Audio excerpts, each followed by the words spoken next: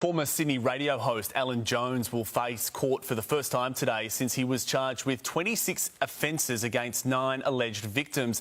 The historical charges of indecent assault and sexual touching span 2 decades and follow a 9-month secret investigation by the New South Wales Child Abuse Squad. Jones has denied any misconduct, and for more, let's now bring in defence lawyer and former police officer Michael Kuzilny.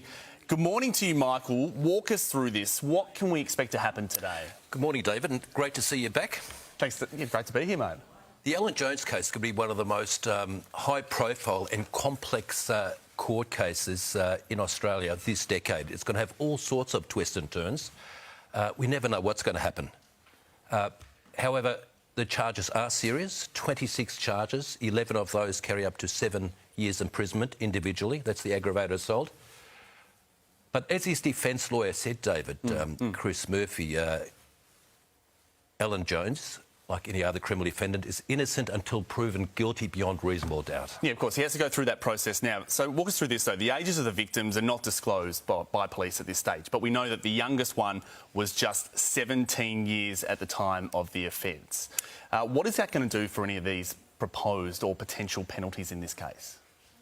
Look, in combination, the penalties are quite overwhelming. We haven't seen the specific evidence, and the brief of evidence, David, is not prepared yet.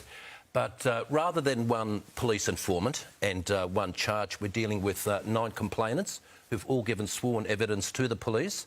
And we're dealing also with a strike force Bonifin, a bunch of detectives who are very experienced and specialised. So I don't know about the specific evidence, nobody does, but we do know that the evidence is going to be, generally speaking, overwhelming and very significant. What impact does it have, considering that there are 9 alleged victims in this case? Because there are, as you point to, so many victims in this case, that will only add to the weight and the severity of this brief of evidence, won't it?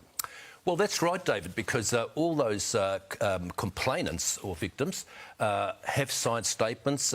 New South Wales detectives have let them know they must appear in court if required and give sworn evidence. So prosecutions will try to prove that there's similar effect evidence, that this is serial offending. So it's certainly having 9 complainants and a very, very powerful legal team.